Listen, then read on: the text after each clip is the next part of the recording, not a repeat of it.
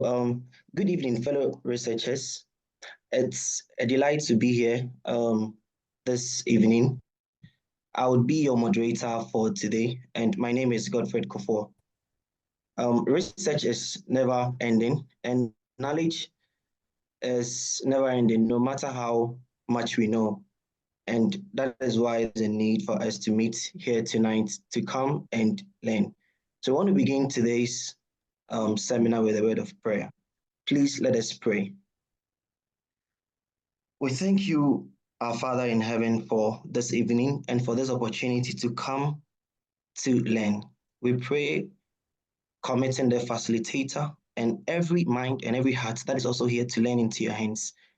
We know that knowledge and wisdom is thine, and therefore, Lord, we ask that you would grant it unto us, that we would stand out in the field of research, that we would not just research, but we would actually bring novel solutions to the problems we find in our world. We thank you.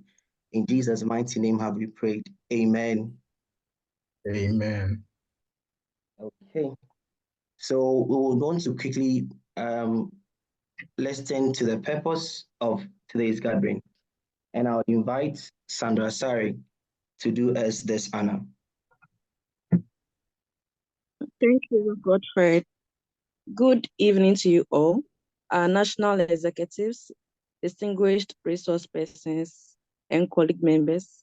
I humbly welcome you to this evening's online masterclass on mastering the art of research writing, techniques, and best practices. The purpose of today's gathering is to provide researchers like you and I with a comprehensive guide on proper citation in academic writing. Through interactive sessions, we'll be exposed to referencing tools such as Zotero and Mendeley. Today's meeting will hopefully enhance our research skills and equip us with knowledge on how to reference appropriately in our academic papers. Please stay glued online and let us have a great learning experience. Thank you. Thank you so much, dear Sandra. Please, we can appreciate her with some clap emojis. Yeah, let's be interactive. Let's appreciate her. Thank you so much, dear Sandra. So before we receive our facilitator this evening, I want to mention a quote by E.L. Doctor who says that writing is an exploration. You start from nothing and you learn as you go. And I love this one from Voltaire who says that writing is the painting of the voice. And to do us this honors as a mighty gentleman, and I would want to read his profile shortly. So our facilitator for tonight is Dr. Philip Akrofi Atitianti, a Ghanaian economist holding a PhD in economics from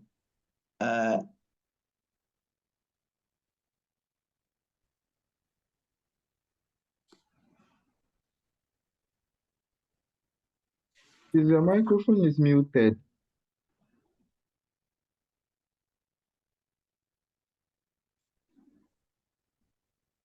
Godfred, kindly check your microphone.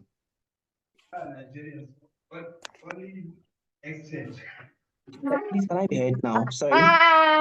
Yes, you can We need you to be part of the ESCO so that you can bring professors from Nigeria into the group.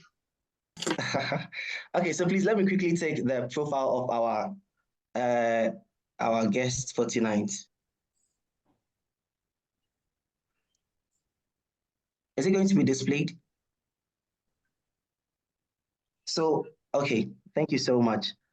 Our guest for tonight, Philip Akrofi Atitianti, is a Ghanaian economist holding a PhD in economics from Jiangnan University of Economics and Law in Wuhan, China.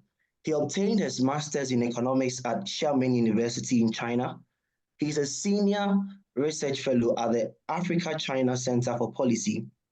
He specializes in international financial flows, particularly examining the consequences of foreign aid and foreign direct investment flows into Africa. Philip possesses substantial research experience in China-Africa relations. His primary research focus is on the impacts of Chinese aid and foreign direct investments on the African economy and the living conditions of its citizens. His works have been published in reputable academic journals, including the Journal of International Development, Africa Spectrum, and the Journal of African Business. His research findings have also been featured on notable platforms such as the London School of Economics blog. As a pro-African researcher, he actively seeks to utilize his research to provide valuable insights for informing policies to optimize Africa's global engagement. As an instructor and economic researcher, Philip contributes significantly to the scholarly discourse on Africa's economic landscape and its interactions with the broader global economy. And it is my singular honor to hand over this platform to our Honorable Philip. Please, Dr. Philip, you can take over. It's a pleasure to have you. All right. Thank you very much. Could you please confirm if you could clearly hear me? Yes, please, you can be heard. All right. Thank you so much. It's great to be a part of this workshop, and like our coordinator shared earlier on, our focus today is basically to look at how we could use Mendeley and Zotero in our research works. And so that's what we are going to use. I think the almost 2 hours we have to basically focus on. We will try to make it a very practical session, a hands-on experience section. That was why earlier on I sent a document which I believe was shared around. The document contained guides on how to get your Mendeley set up already and how to also get your Zotero set up so that we don't end up spending much time trying to download and fix it up. Can I get some quick feedback from the chat box, those who have been able or who have already configured their Mendeley? I will start with the session on Mendeley first. So can I get maybe a quick feedback in the chat box? You could maybe indicate with a tag, something of that sort. If you already have your Mendeley figured out, you've already registered, you've already downloaded the Mendeley reference manager, so that I will know if I have to quickly skip that session or I have to spend some few minutes to go through.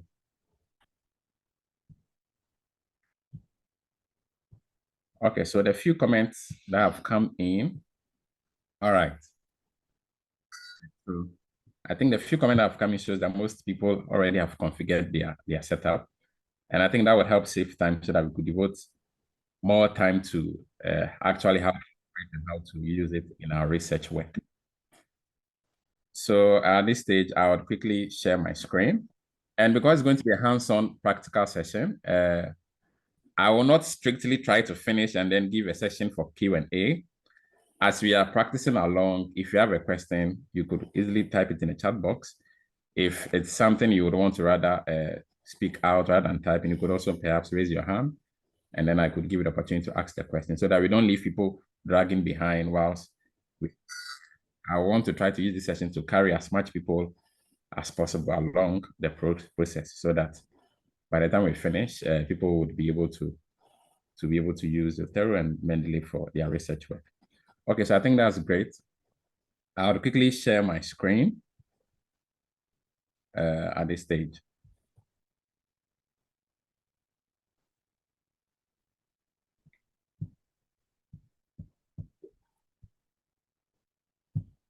All right. So, Mr. Godfred, can you give me feedback if you are seeing my screen? You know, I'll be engaging you quite often. Yes, please. All right, great. So, if you already have your Mendeley reference manager already set up, you should have a view like this. Okay, you should have a view like this if you already configured everything. Perhaps if you had not already, I quickly save the links to make it very short. when you visit mendeley.com, that is their main site where you can register an account, to download the Mendeley Reference Manager to be able to start your work. Now, Mendeley, they have the online version and then the Reference Manager version. But today's session would be solely for what you install on your desktop. The reason why I want to focus on that is I know sometimes you may not always have access to internet, and you would have to sometimes work remotely without internet from various places on your laptop or whatever it is. So the session will basically be focused on that aspect. And I know not too many people also work from different workstations or different computers, and the focus will just be on trying to use the desktop app or the reference manager to do our work. So if you go to the, I am already logged in, that is why it's directly to this website. So if I should log out of, so once I sign and I visit their main page, their home page, it gives opportunity for people who are visiting the web page to create an account.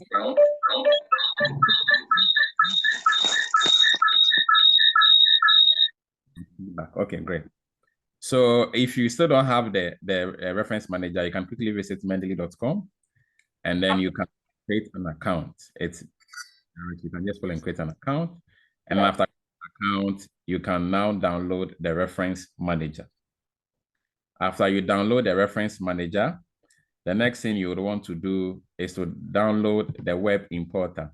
The web importer is more like a plug-in for the browser you use. I am using Chrome. I use Chrome most often. So the web importer would give you access to a plugin that would be inbuilt into your browser. And once you, so because I'm using Chrome, it says get web importer for Chrome. If you're using Firefox, it should say get web importer for Firefox, or if you're using Safari, it should give you something similar. If you successfully add this plugin to your browser, you should see a small extension icon over here.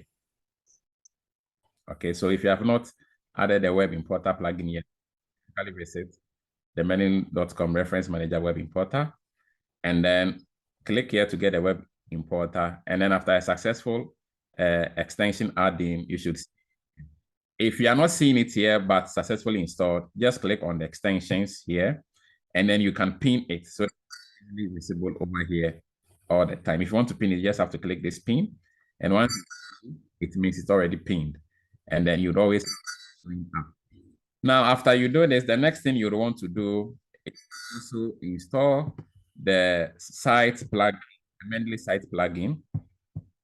Now, the citation plugin is the plugin for your word processor. Okay, so this is the plugin for your word processor. I use Microsoft Word. And so after successfully installing this Word plugin, it will install the plugins in my word processor. So if you visit this site and click Get Mendeley Site, it would add a plugin to your Word document. After successfully adding the plugin to your Word document, if you come up here to References, you should see your Mendeley plugin showing up here.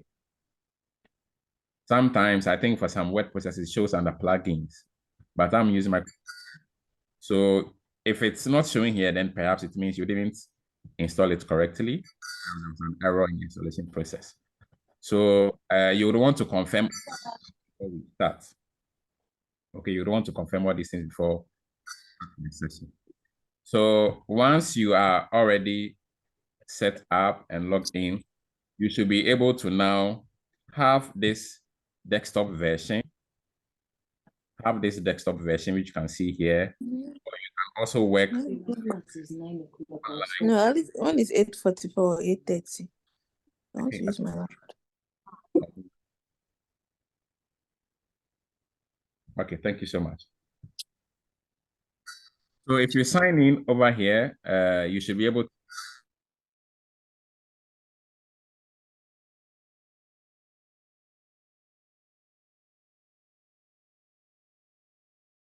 Unmute. Great. Okay, thank you so much. Please, can you hear me now? Yes. So I would quickly log into my account. And so if you use the online version, you can basically log into your account and it should work well. But like I said earlier on, our focus would be using the desktop version or the reference manager. Initially, they used to refer to it as Mendeley Desktop, but they discontinued the update for the Mendeley Desktop. And now the new one they released is what they call the Mendeley Reference Manager. They don't normally refer to it as desktop again because there is no. But once you download the Mendeley Reference Manager, you can have access to it and back faces and whatever it is. All right, so after successful installation, you should have an interface like this. You may not necessarily be seeing this because these are my works I've added here and some other works I've added here. So necessarily seeing this, but the interface should generally be the same. Okay, the interface should generally be the same. The first thing we want to look at is basically how to populate your Mendeley. If I say populate, it means how to add literature or how to add information to the Mendeley Reference Manager. Perhaps you are writing a thesis, you are writing a research paper, or you are doing any kind of research work, and you basically be working with literature. You'll be working with articles, reports, publications, and so on. And you'd want to get this process automated. Sorry for that. You'd want to get this process automated. Okay, so you want to add your work. Now, there are various ways that you can populate your. There are various ways you can populate your Mendeley reference manager, and I'll take us to at least maybe 3 or 4 ways that we can use. So after you get it installed, if you want to now add works, you just have to come on the add new. So you realize that we have about 4 options or 5. So here it says import from computer, import folder from computer, import from library, watch folder, and then add reference manually. Now, let me start with this one. Now, if you want to add the reference manually, it basically means you would want to input the information on the article yourself. So if I want to, perhaps I have the journal title, I have all this information and I want to input them myself, I could basically fill in this information myself. And then it will get added to my reference. That is one way. That is one. Another way you could add manually is to enter the identifier. Most of us are researchers, or perhaps all of us. So you know every paper comes with at least a DOI or some kind of ID. When you type the ID here and click search, Mendeley would be able to look online and look for the paper and gather the metadata of the paper. If I say metadata, refers to all these things: the year the paper was published, the title, the journal. Those are what I'm referring to as the metadata. So if you enter any DOI here, Mendeley should be able to get that for you. So let's give a try. I gathered some papers over here. So let's perhaps open a paper.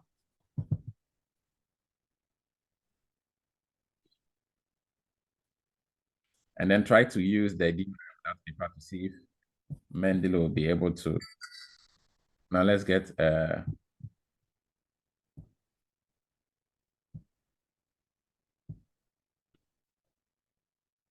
so let's open this Do Anti-Poverty Programs with test paper and try to use the DOI as a search tool.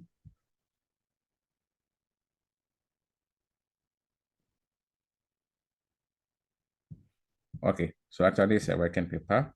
Let's try to get another one.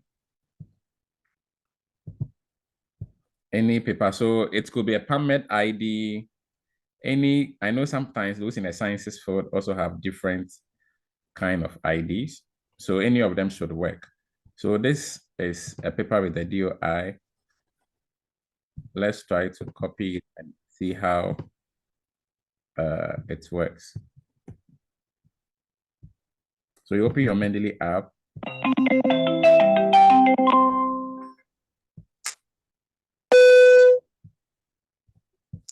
I think I missed out a one here. And then once you enter it, you click on the search. And then it should be able to look for the paper. So you realize that automatically it ends up finding the paper. So it says here's a journal article. This is the title of the paper. These are the authors of the paper, Descartes and Daniel. And then it says it was published in British Journal of Political Science. This is the year, this is the volume. So, and then it also adds the abstract. So once you confirm all this entry, you can just click on add entry, and then it will be automatically added to your reference. So realize that here it says that it shows the paper's information, Descartes and Lemoyne-Lowan's accountability, whatever it is. So realize that that is one of the ways you can add a paper if you have the DOI or the PubMed ID or ID you have. You could always use the add reference manually. So these are some of the identifiers that you could use to search if you don't want to add the papers manually. So I think most often you do not have to enter this information yourself. You may not necessarily enter this information yourself, because you could easily get an ID online and then use that to add your references. Okay, so now another way you could populate your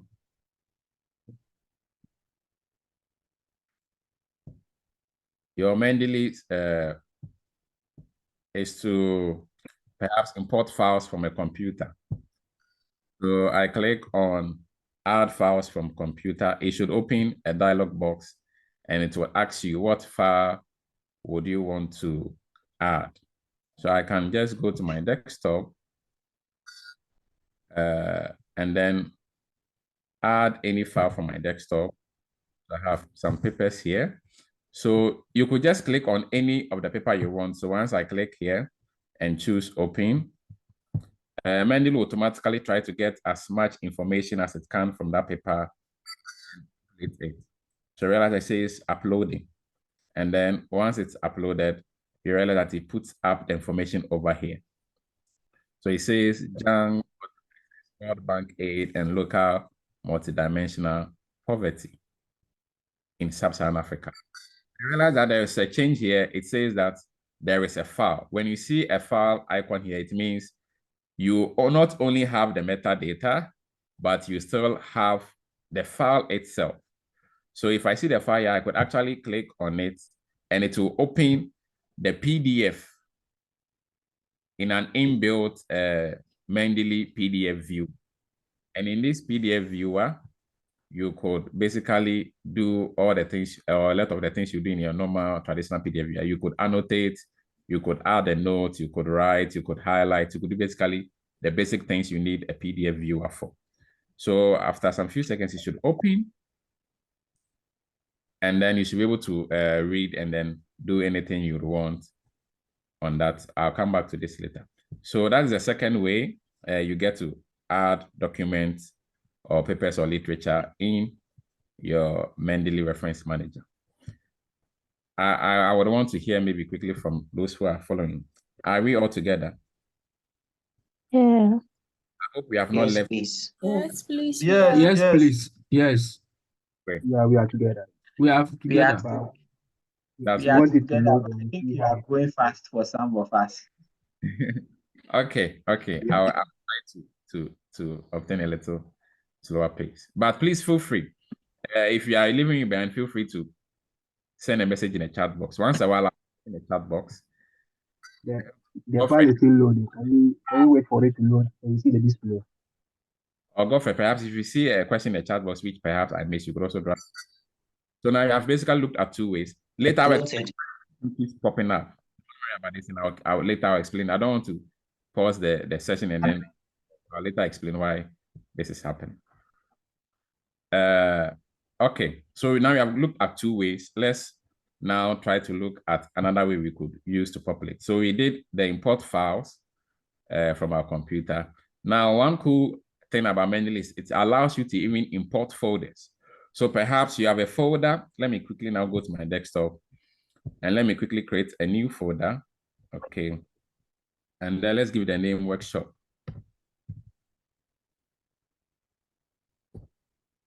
Okay, and then let me move some few papers from this papers folder. And then let's move it to the workshop. Okay, we just want to see some. So let's move perhaps these 4 papers and let's put them into this workshop folder.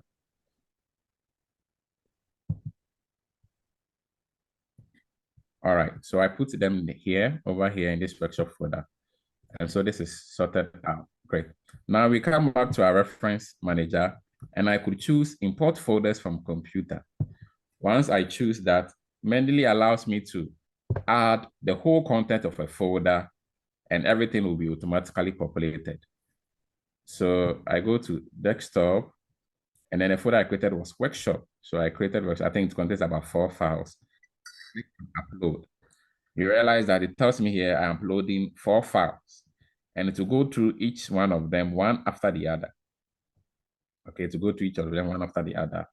And then it automatically add, so you realize that automatically these 4 new items are highlighted. It's telling that these are the new 4 files I added. And it's telling that you have the PDF file that you can also view and read. Okay, now this was the initial PDF file I opened earlier on. And that's what's showing here. Sometimes it takes a bit long to load, so I'll still give it some minutes, depending on the specs of the machine you're working on. So now let's come back to the base. Okay, so I'll quickly close this. So that's the third way you could get files added in your Mendeley reference manager. All right. Now, another way is to create, I'll come back to this import library later. Another way is to create what we call a watch folder. Watch folder basically means you would create a folder on your desktop, and then you would ask Mendeley to monitor that folder. So Mendeley would always be monitoring that folder, and any folder, anything you put in that folder, Mendeley will automatically bring it up here.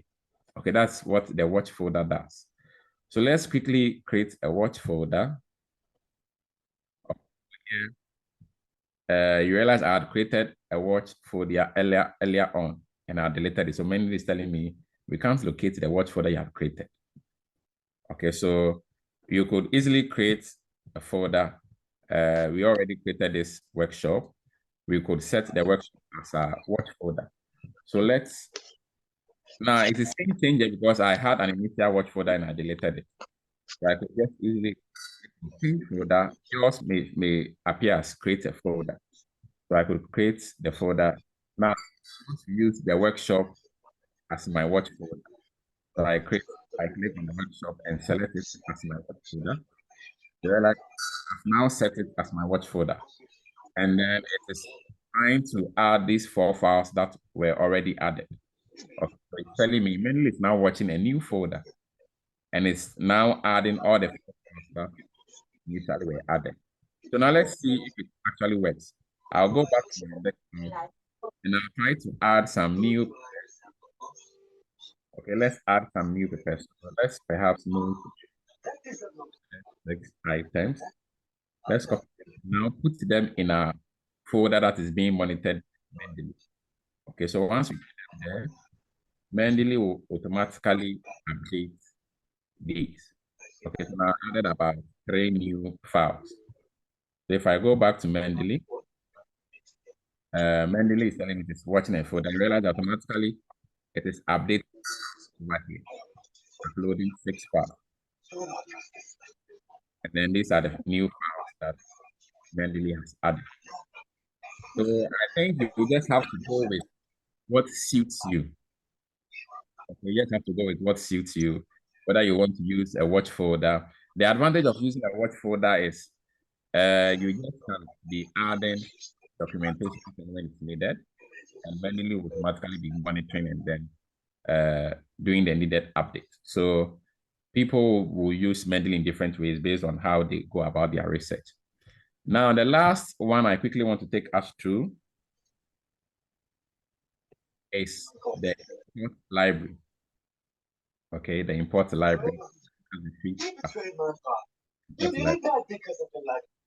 think someone's unmuted.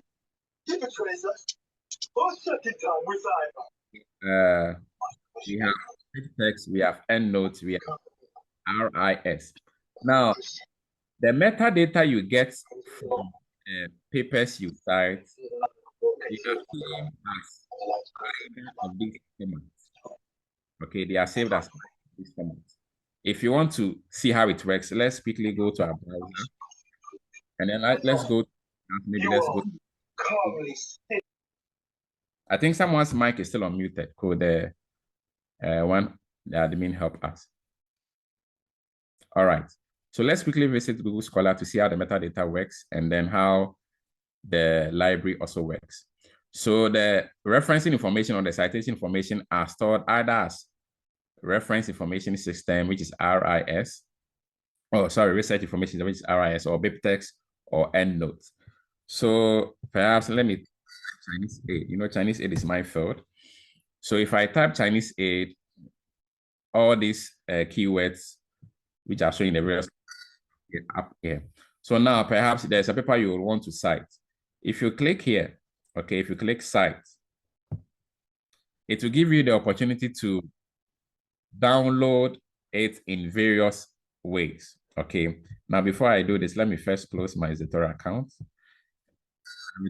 Picked by Mendeley. So you see here, it says that how do you want to download the citation information? Is it at Bit? Is it at Endnote? Is it at Refman? Is it as RefWorks? So you can save it as any of these. If I happen to try with BibTeX and I click on BibTeX,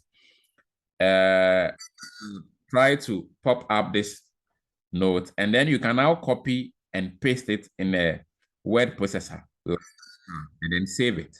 And then you can import it into Mendeley. I would go, let me go, if I go with RefWorks, it will now pop up another format that I can save and work with. Okay. I think one of the most common one, when you go with the Refman, it will be able to give you a downloadable file. And then when you download the file, you can use that file to import the information in your Mendeley account. So let's quickly give it a try. So let's close this.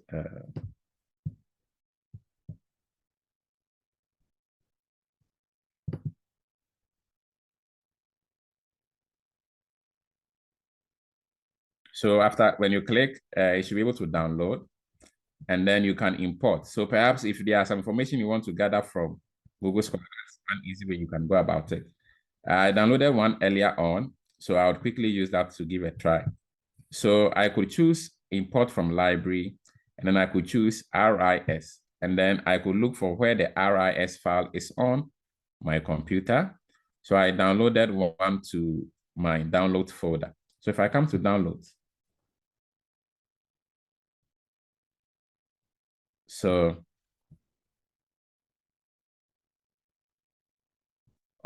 okay, so it's not here. I thought I had an RIS file here. So let's try and download one again from the Google Scholar. I hope it's not as a result of my network. So let's try and download another one. Perhaps let's go with this. So let's try.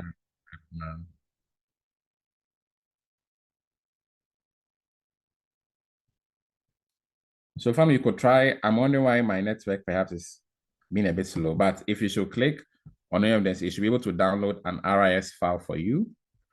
And then you should be able to import it into Zotero. Hold on, let me quickly check. Perhaps I have the RIS file.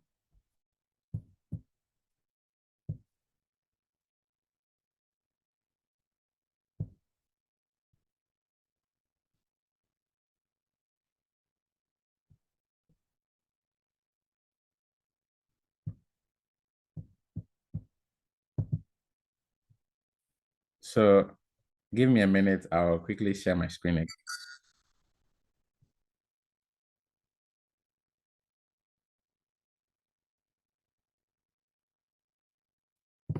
All right, so I quickly got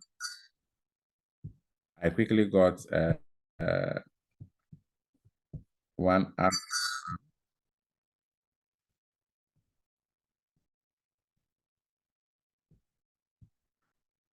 Okay, so now try to get one RS file.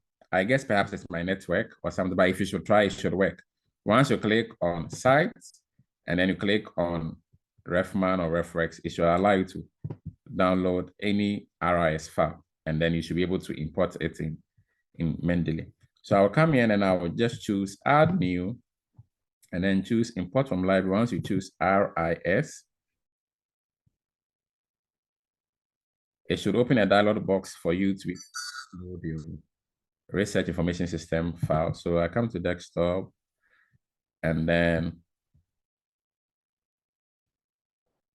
once I find my RIS file, it should be able to, so let's an RIS file. If I click on open, it shows here RIS uploading file. So Mendeley will try to upload the file, and then this is actually the file. Okay, so it's saying that this is the paper. What can we learn on Chinese aid allocation motivations from available data? You realize that here we are not seeing any file icon because it's not coming along with the PDF. You only see this popping up here when the PDF is associated with the work itself, the information is submitted. Okay, so I think those who have access to Google Scholar could give a try by the approach here. I think perhaps my network is a bit too slow to the download. Try again maybe in the course of the training. It should be able to work. All right.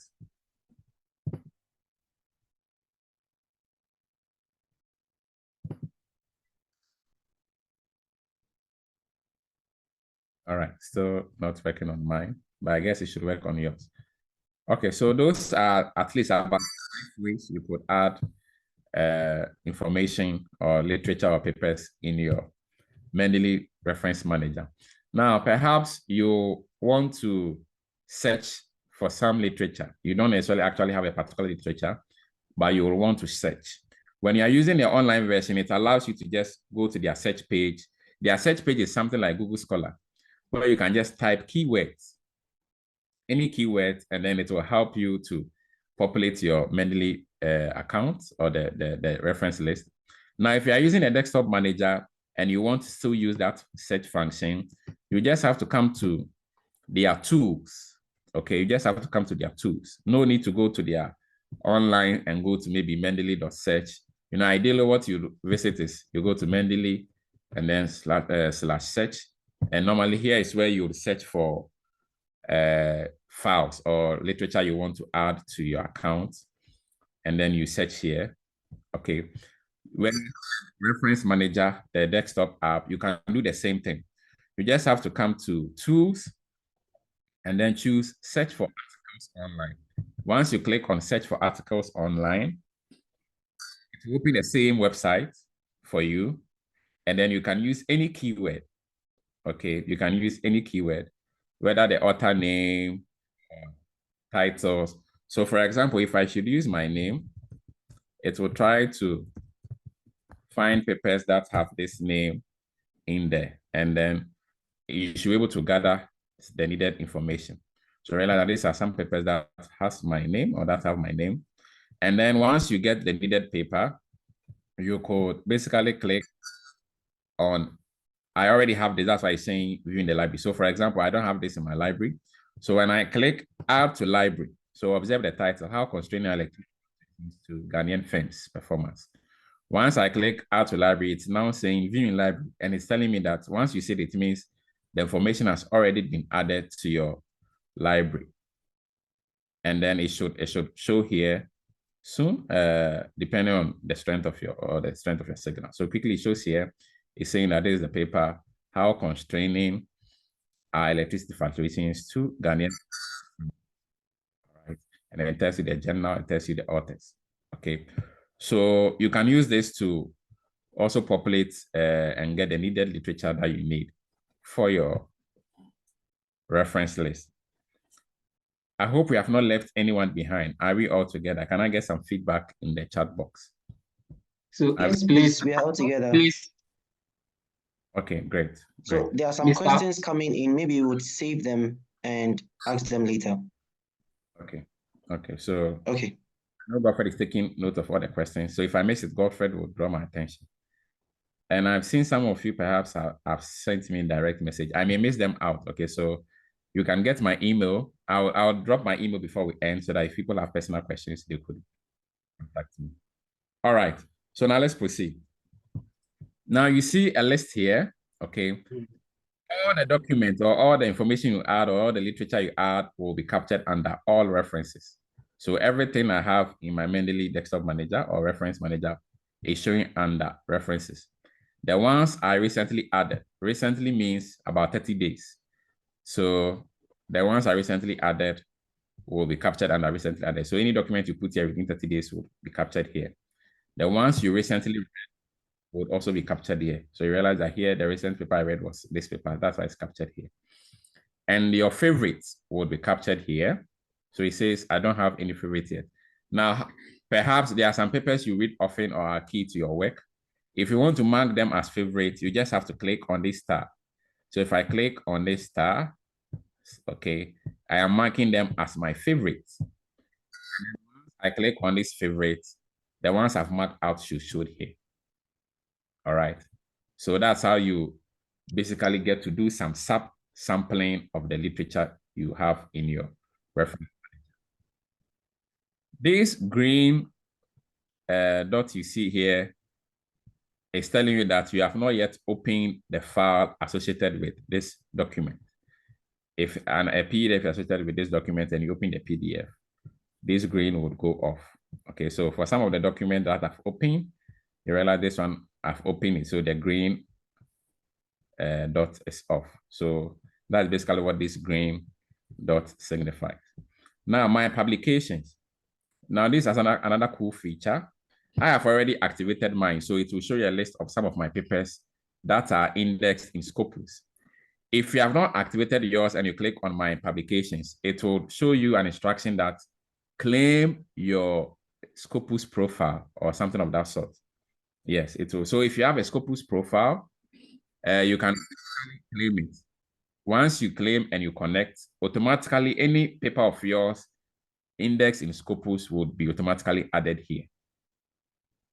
Okay, so it means you wouldn't have to bother trying to upload your own papers in your Mendeley account. It will automatically be tracking every paper that bears your name that is released in Scopus and automatically put them here under publications. And then unsorted, these are papers that you have not sorted or distinguished in any way. They'll be captured here. And then another amazing feature of Mendeley is the duplicate section. Here, it gives information on all the papers or literature that are appearing more than twice. And then it will help you to be able to clear them. So for example, it's telling me that this paper, I've captured it in there 3 times. So I could basically delete. So I could move this to trash. And then I can move this to trash. And then it will now keep only one version of that particular paper. Okay, so if you're having duplicates, you can basically just go to click on the duplicate section and then remove all the duplicates so that you just have only one copy of the literature that you have. And then once you move them to trash, they will all be captured under the trash can here. All right. So once they are captured here, you could basically select all of them by clicking here, and then you could choose delete permanently, and then choose on delete, and then it will delete everything out of your trash can. All right. So I believe we are still making progress. Collections. Collections are basically like folders. Okay, collections are like folders. So you can create different collections. Okay, so for example, we could say I could a workshop collection. And once I create this workshop collection, I could move papers into this workshop collection. There are various ways. Most of us perhaps are IT savvy. So you can just drag here and move here and it should work. So if I click now on my workshop, you can see that I have one paper in my workshop. There are various ways. You could also right click, okay, and then you can make a new selection, new sub collection. New sub collection means this is the main folder and you want to add or create a subsection under this folder. So this workshop, we are looking at Mendeley and then Zotero. So maybe a good subsection would be, let's say this is for Mendeley. So we'll create a new,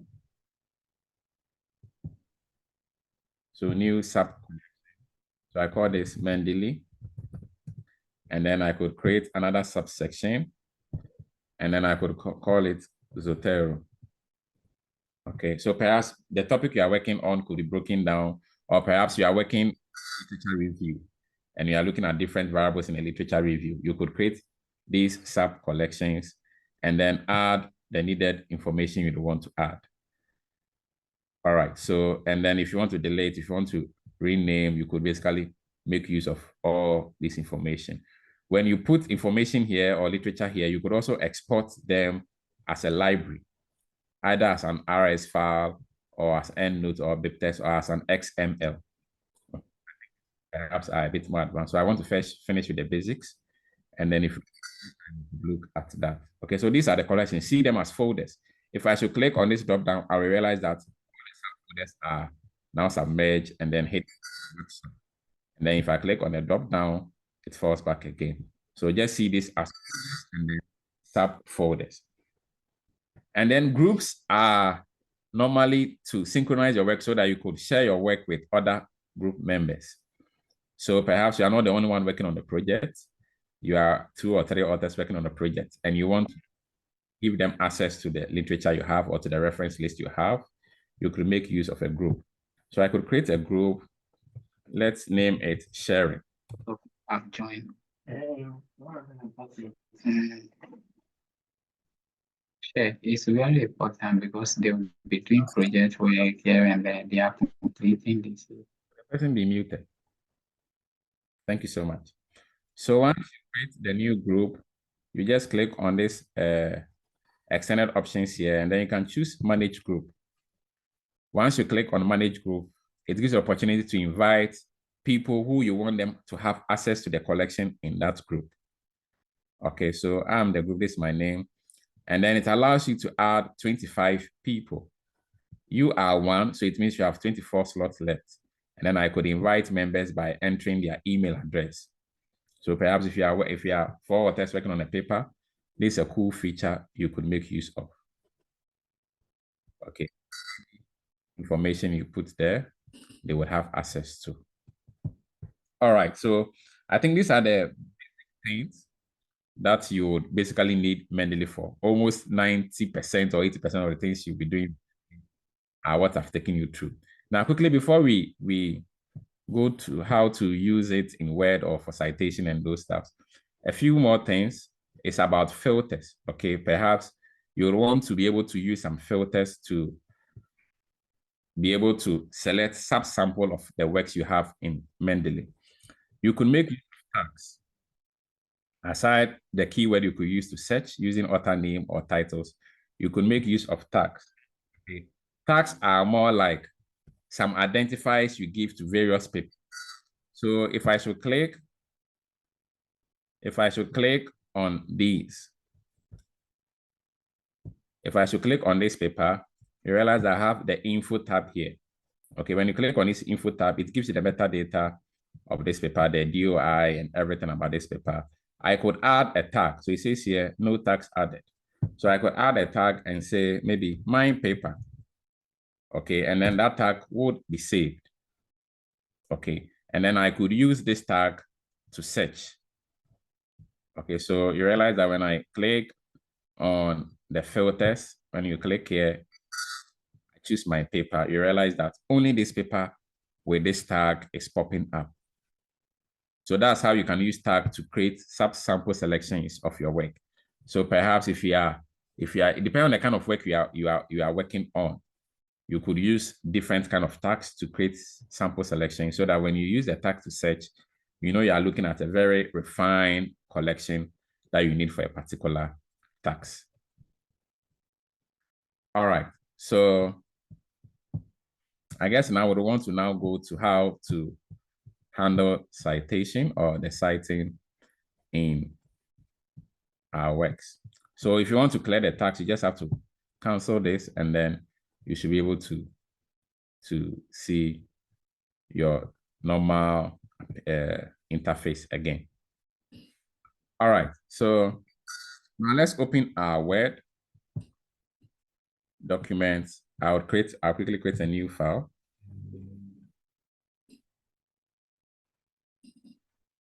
All right, so if you correctly installed your Mendeley, if you click on the reference tab, this should pop up here.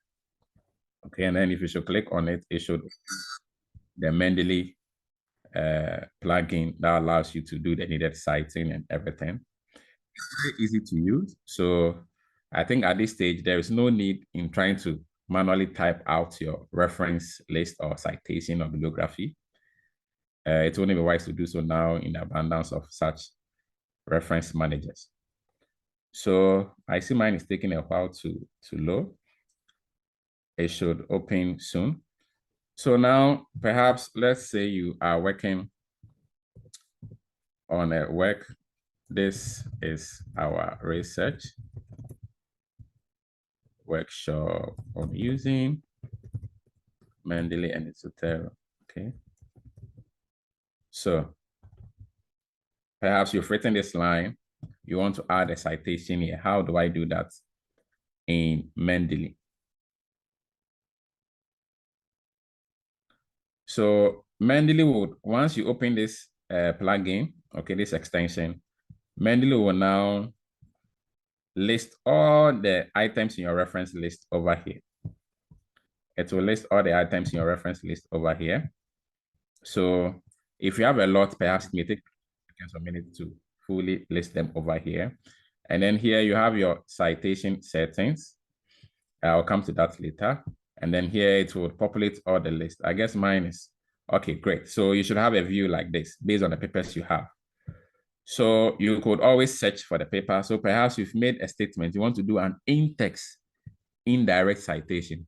Now, if I say an in-text indirect citation, I mean the ones we are making an indirect reference to, or the ones we put in brackets. Okay, so I could just, if this is the paper I want to just click here. And then once I click on it, it will say insert citation, and I can choose insert citation. And then Mendeley would quickly pop it up here. Now you have to make sure that this rectangular box is always maintained intact. Okay. Now perhaps you want to cite more than one person. You can still click in anywhere in that box. And then if I should click on this added one, it will say save changes. And I just click on save changes and it will automatically add the other author here. So now it says that we have this first author, this second author. Okay, so that's basically how you go about the citing. All right. If you want to do a direct citation where you are quoting, you are directly mentioning the author and then basically explain that this author says this. So for example, Atitianti, maybe 2026. How do I go about it? I could still enter the Atitianti name. I could type the name and maybe search for the word Atitianti. It says it doesn't find any article. Okay, it finally finds it now. And I could just click on this and then I'll insert a citation. And I would have to now manually rather put the opening bracket here. Okay, and then I can close this bracket and then it should work well. Okay, so once you do this, it will still recognize that as a citation. You just have to make sure that you are not clearing this rectangular box in any way. Once you delete that rectangular box, it will not be able to recognize it as a cited work. Okay, so this is how you go about it. And then once you finish your work, perhaps you want to now have your bibliography, which is your reference list. How do you go about it? You just now insert the cursor where you want to put your reference list. You come to citation settings. Okay. And then you can, if there is need to change citations to whatever it says, you can do the needed changes. And then you can click on insert bibliography. So when I insert bibliography, it will now, your bibliography will be inserted at your cursor location. I click on continue, and then everything will be inserted here. All right. So it's very simple to use, very automated session. And then any changes you make here, once you update it or refresh it, it should be able to reflect the changes here. So perhaps maybe you submitted your paper to Journal A. Journal A wants APA, and they rejected your paper to Journal B. Journal B wants IEE. Okay, so you can just click on change citation style. And then there's a list here you can choose from. If your choice is not showing here, you could search for style. You could search maybe MLA, you could search it to be able to find what you are looking for. So let's go for IEE. Once I choose IE and I choose update citation style, it will automatically use IEE style. So realize these are numbered with square brackets, and then they are indented at the same margin size. So everything is really automated. Okay, you don't have to do a lot of manual steps. So you basically can always change the citation style any way you want. And you could even add your own custom style. Right, you could even add your own custom style. And then everything should work pretty well for you. So these are the basic things you definitely need your Mendeley for. Very basic, very basic things you need your Mendeley for. And so I believe this is a good overview. I would give room for some questions or some of the questions we missed out before we go to Zotero. I think I've done Zotero quite a number of times, so I believe a lot of people may be familiar with Zotero. So I think it's okay to give more attention or much of the time to Mendeley, and then we'll use the remaining time for the Zotero. I wanted to use the PDF to signify some annotations, but my PDF, let me try to view another PDF again to see if we would have success this time around. Okay, the other one is here. Let's see if it's fully loaded now. So it's still taking a while to load. Now, if you come here, you see notebook. Now, notebook, basically, it's like, it's like the name implies, notebook. It allows you to write whatever it is that you want to write in your Mendeley. Okay, it allows you to write whatever it is you want to write in your Mendeley. It's something like a form of Evernote, something that allows you to make notes. Okay, so you can use this notebook. And then once you do that, you would always see it. Now, the difference between notebook and annotations is that when you use annotations, you are trying to write some information in a particular document. Okay, so if I click on this paper and I click on annotations, okay, no annotations yet. Use the highlight and comment tools to create annotations. So what will actually happen is once I do any changes, any documentation, any highlighting in my paper that I've opened, in the PDF viewer that I've opened, it will automatically show up under the annotations section. I'm thinking that perhaps my RAM is a bit overloaded, so everything is taking a long time to load. Other than that, you should be able to use this message, use this highlighter to be able to highlight text and everything in this PDF that you are viewing. The computer I'm using now is a bit slow in responding. That's why I'm not seeing the PDF here, but I believe it should work on yours. I would have tried if it had loaded. Let me try opening another file. Perhaps I may have some success. Okay, so let's open this file and then give it some time. You realize that it will give you room to be able to allocate, highlight, or add. Okay, this worked, great. All right, great. So you realize I'm able to read, I'm able to do whatever it is in this paper. So I could highlight or I could insert a sticky message. So if I click on this icon, okay, I could insert a message and say, this is our workshop.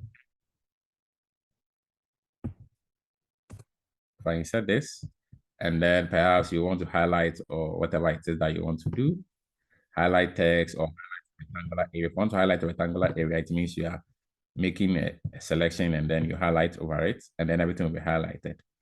And then if you want to highlight a text, basically, as the name implies, you are highlighting the text itself. Do all these things. If I come back to my library,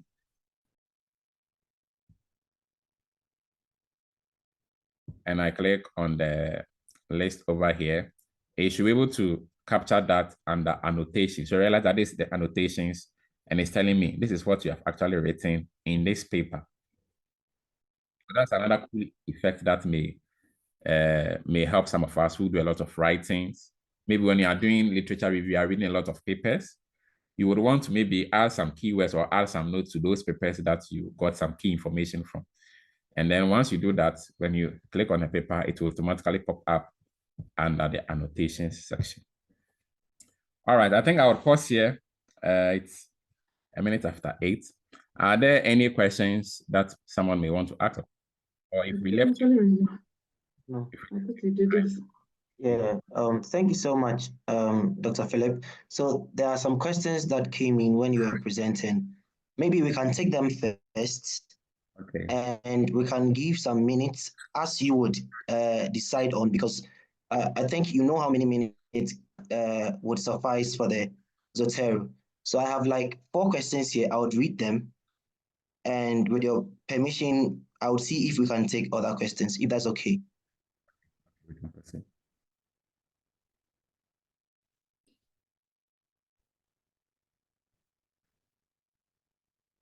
Hello. Yeah, I can hear you. We can proceed with the questions. Okay, so I'm reading this question from Komita.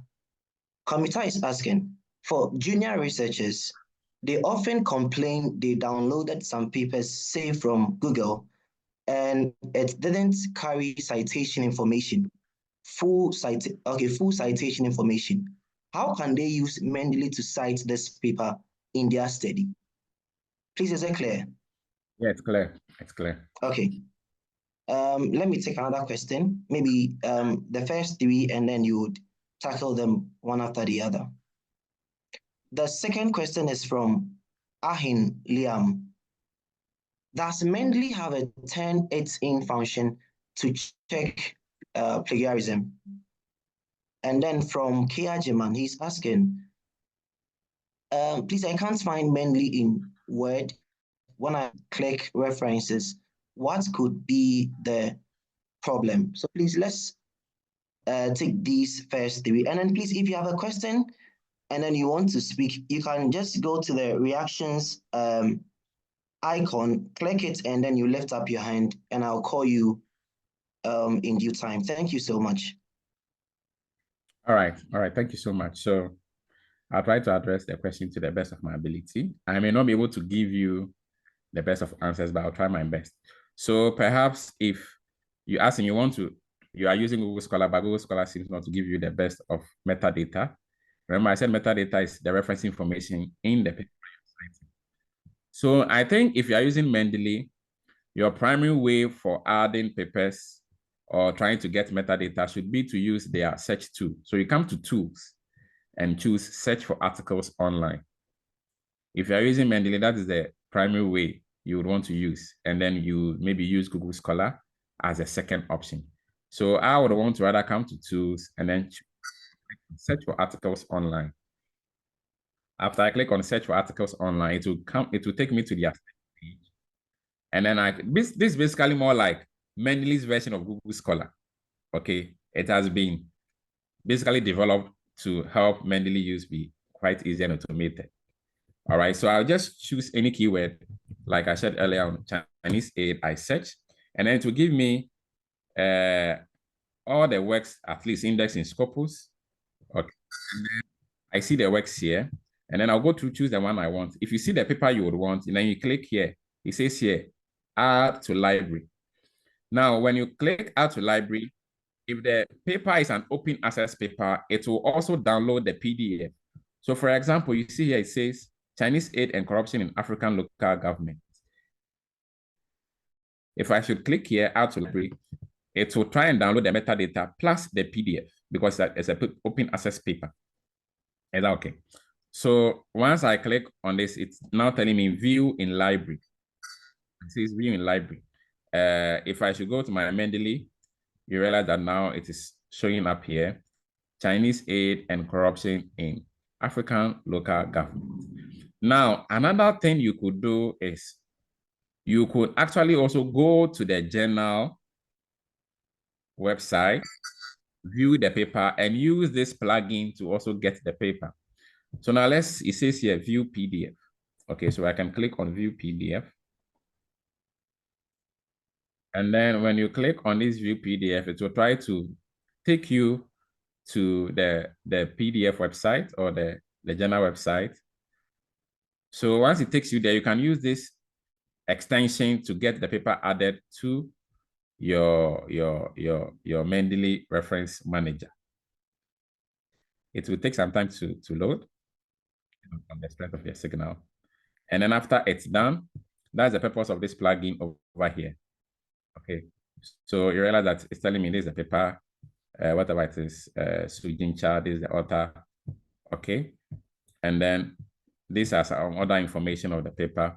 And then once you click, you realize that Mendeley would ask you some, or it will open up a dialog box for you. So it says Mendeley importer has access to this website. So I click here, it's supposed to open a dialog box. Everything is a bit slow now. I guess my RAM is quite overworked now. So it is trying to tell me it is trying to sign in. That's why you see this small box popping up here.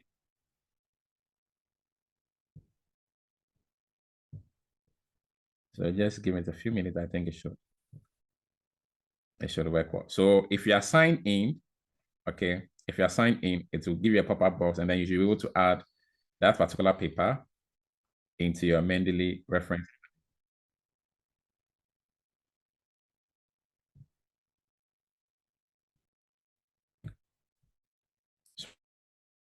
So I guess you could try, for those of you who have perhaps a better signal strength, you realize that it should work pretty well for you.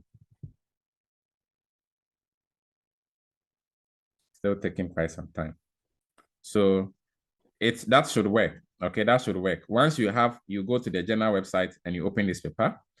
When you click here, Mendeley would give you a drop or pop-up box. My system perhaps is a bit overloaded, that's why it's not popping up, but it will show you a pop-up box, and then it will tell you the information it wants to gather, all those information, and you just click on download, and then it will download and then put the information in your Mendeley reference manager. And if it's able to download the PDF file, the file icon should show here to tell you that your document was actually saved. I hope that question at least has been addressed to some extent. Sure. Right. Yeah. So at least I've added 2 ways that you can use to add or to overcome the issue of Google Scholar. But if you insist on using Google Scholar for your documentation or to import documents, you can use the RIS. So we are using Google Scholar. So you go to Google Scholar.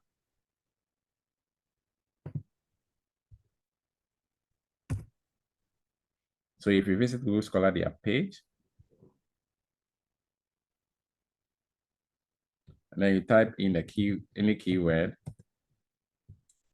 If you want to get them into Mendeley, okay, one easy way is to click on Site.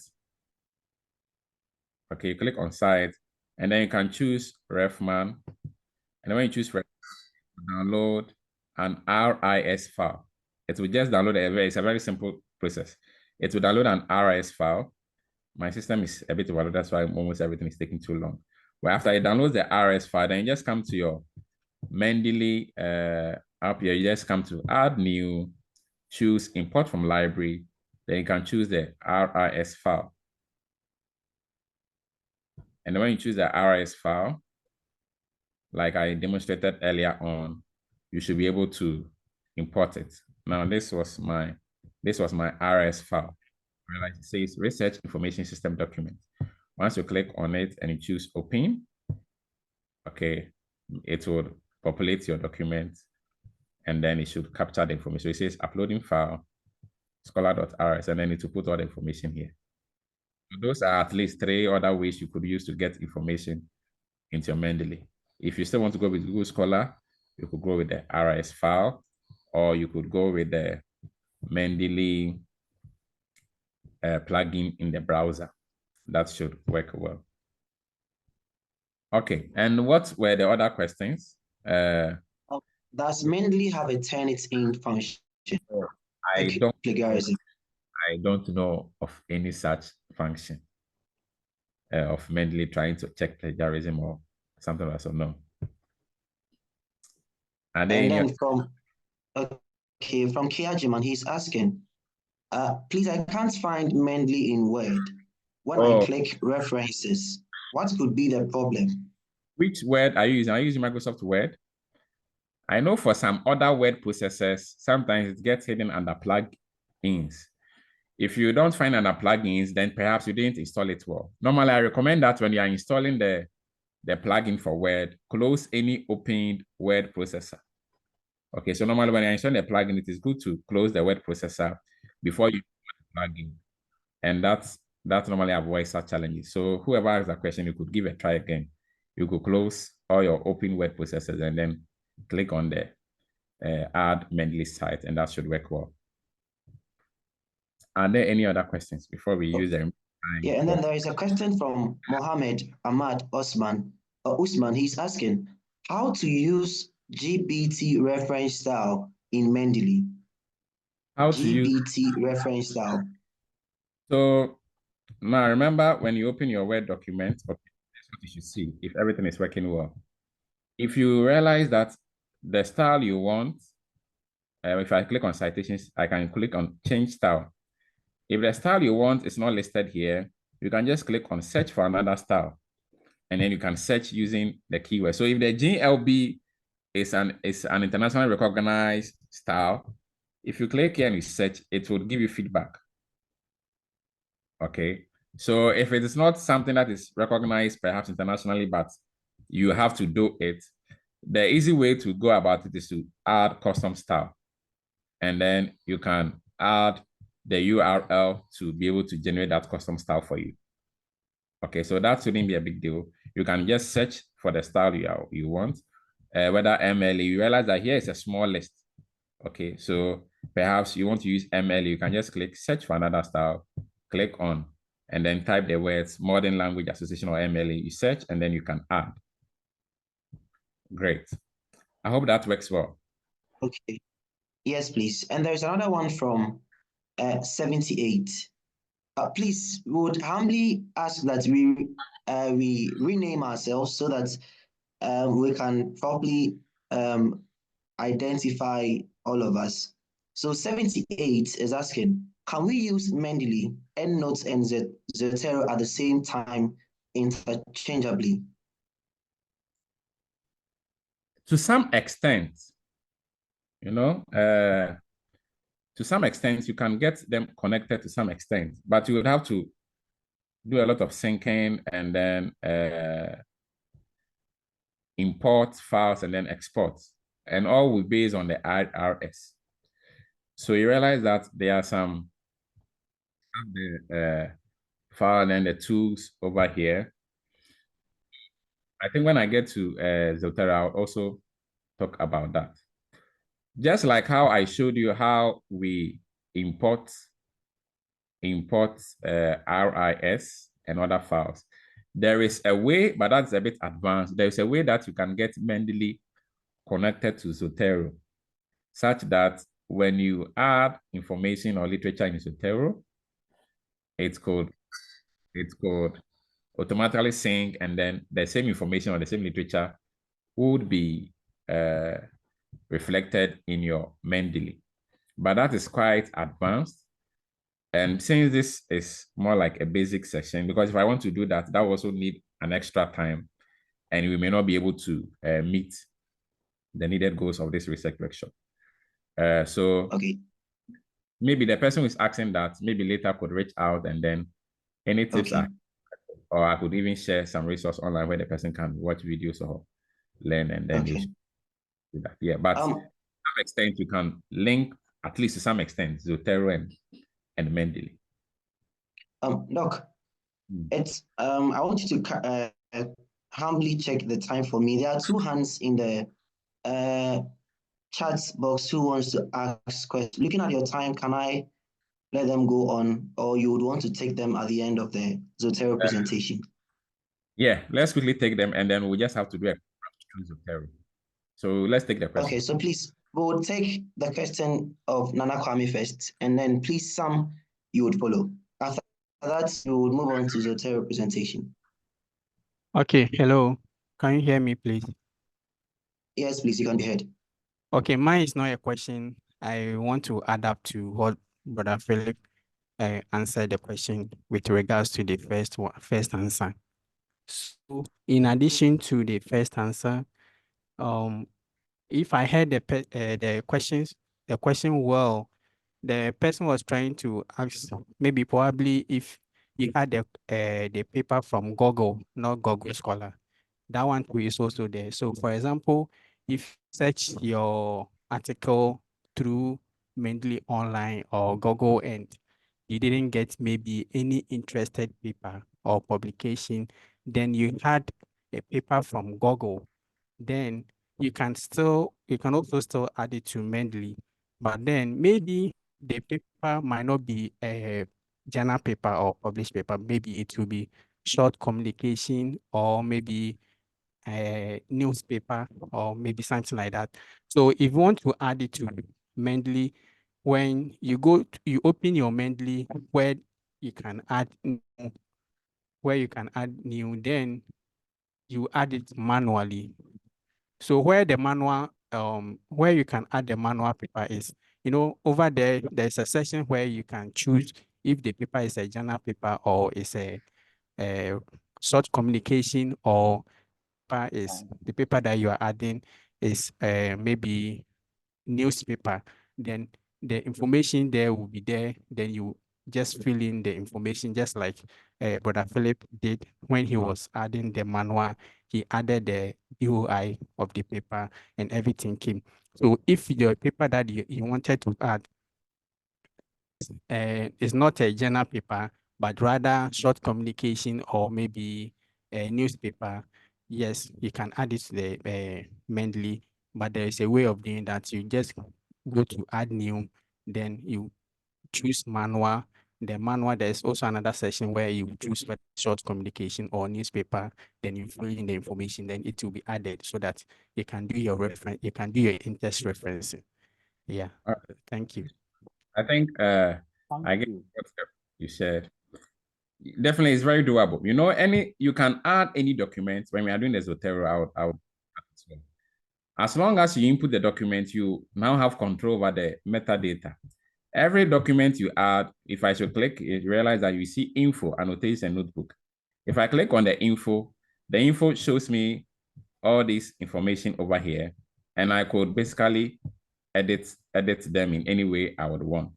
Okay, you could basically edit them in any way you would want. So you realize that when you click here, you have control over any of these things. So if it's a document that perhaps you crafted, but you still want to cite, maybe it's a working paper, it's not uploaded to whatever it is, you could add the paper as a document and then basically use this info here to populate and then enter the needed information. Okay, I would also go over that when you are doing the Zotero. It's very simple. So it basically means any document you can cite, whether it's paper, whether it's website, you can create the file and then add the information you want.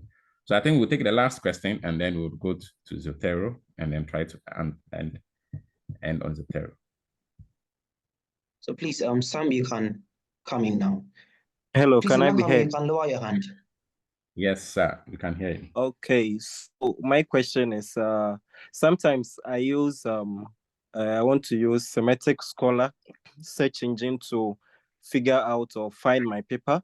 I'm able to find the paper, and then through that I can locate the journal in which the paper is. And I want to use extension from Mendeley to cite it, but sometimes I figure out that some of the papers I'm not able to cite it using the Mendeley, using the extension. So is there something I'm doing wrong, or how can I go about that when I encounter such a problem? The Mendeley extension, the Mendeley plugin does not have a database that captures all papers. I think Mendeley normally focuses on Scopus database. So if the paper is not indexed in Scopus, you might not find it in the Mendeley search. So it means you might have to use Google Scholar. I think Google Scholar has a wider base than the Mendeley search. Okay, thank you so much. Okay. So if you search in Mendeley search and you can't find it, it's perhaps because the paper is not in Scopus. And then you can use Google Scholar to search for that paper. And then once you find it, you can download. Remember, you can still use the extension, or you can download the RIS and then import it into Mendeley or whatever it is. Okay, so I think we'll run up the chapter here on Mendeley. And then because I've taught Zotero to, I think, in NUGS, I think I've also had this Zotero training for NUGS some time back. So I think we can be a bit fast with Zotero. All right, so I'll quickly open my Zotero manager. Now I sent this file out to how we can get Zotero already set up. So I'll presume that everyone already has their Zotero set up or configured. So I will not go to the online. So this was the file that was sent out if you wanted to configure your Zotero. So I presume everything is already configured. See from there. So once your Zotero reference manager is configured, once you open it, you should have an interface like this. Okay, you should have an interface like this.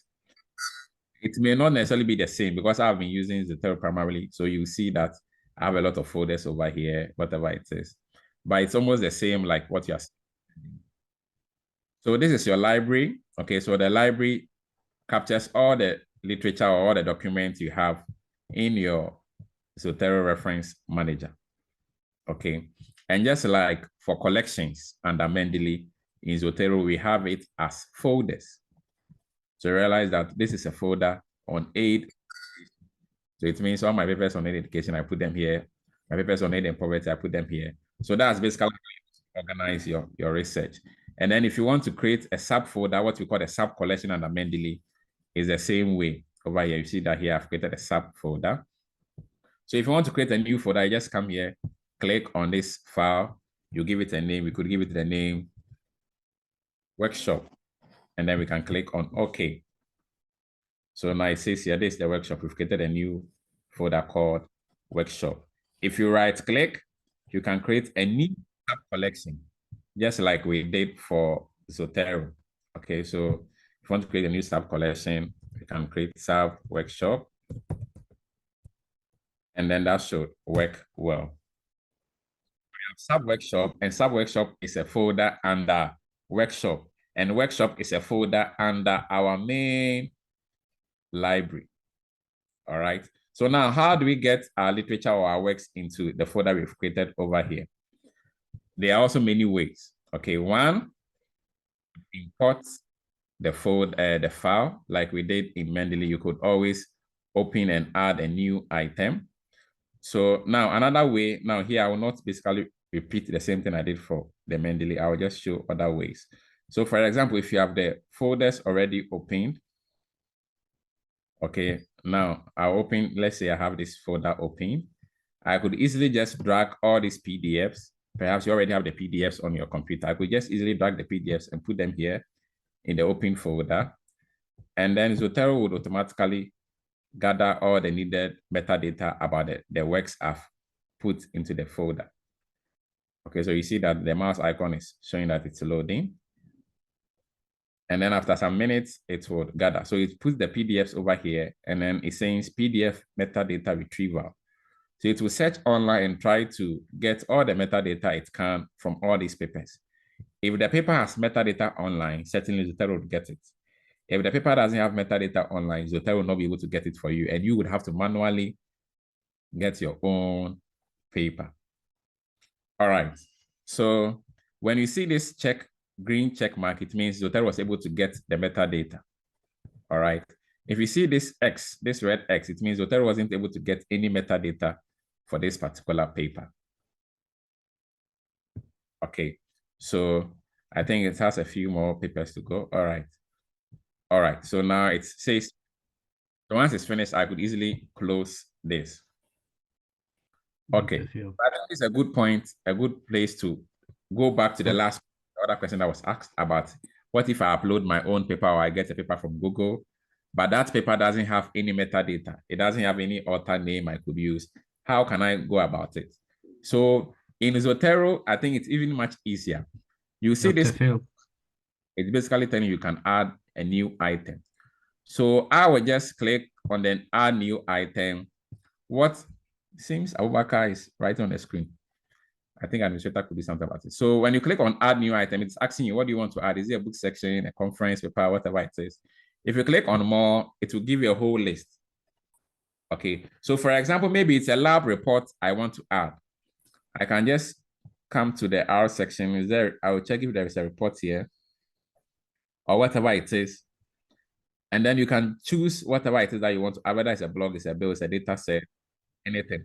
So let's go with a manuscript. Perhaps it's a manuscript or a what do you call it, working paper. When I choose manuscript, okay, now it gives me this dialog box. You realize it's saying the same thing, info.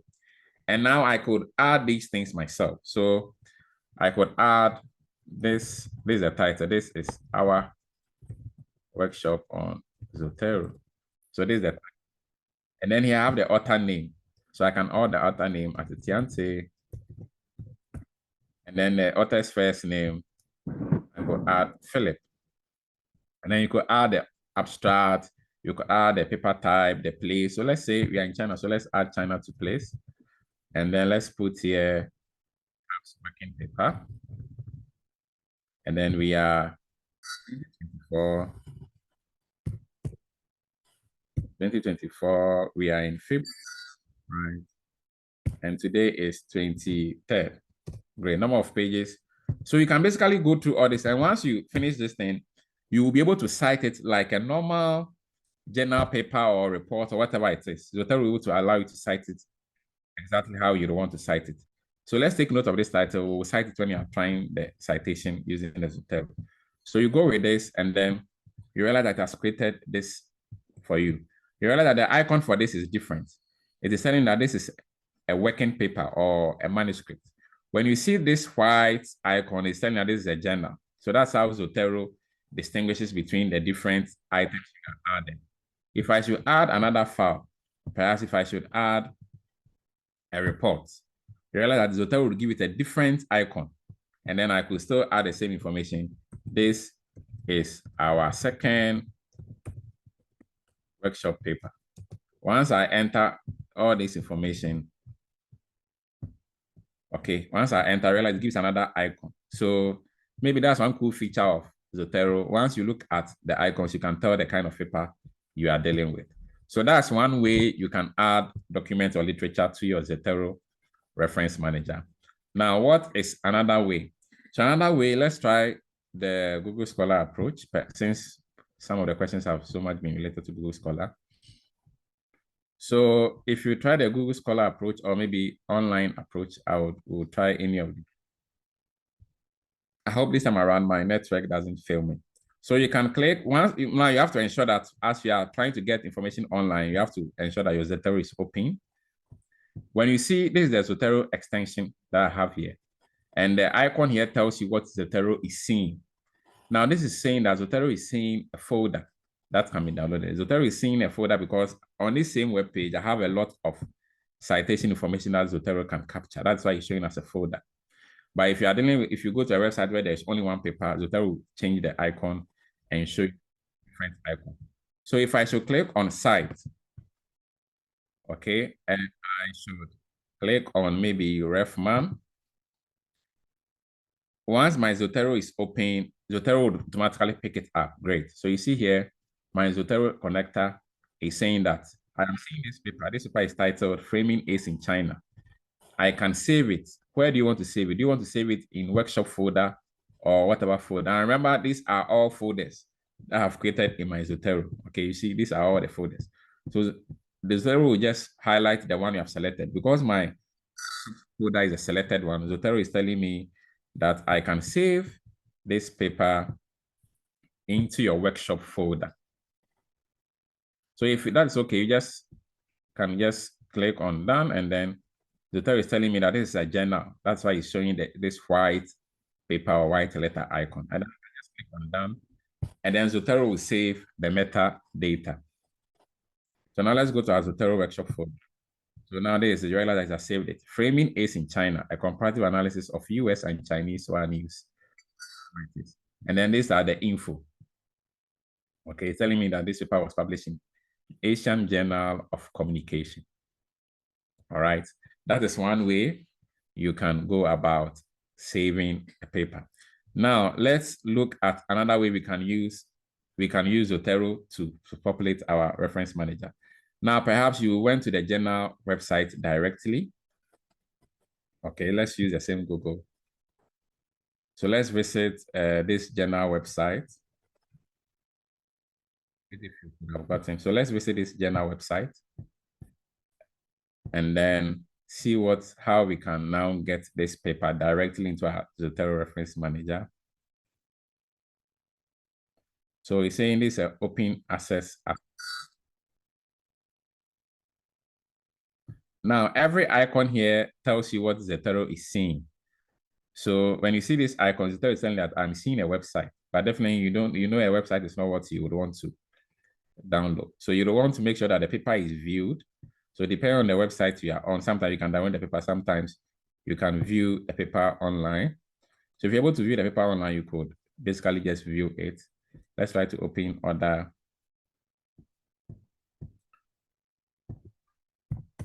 papers and then populate that as well. Okay, so let's open this paper and then let's open this other paper as well. And let's see how things work out.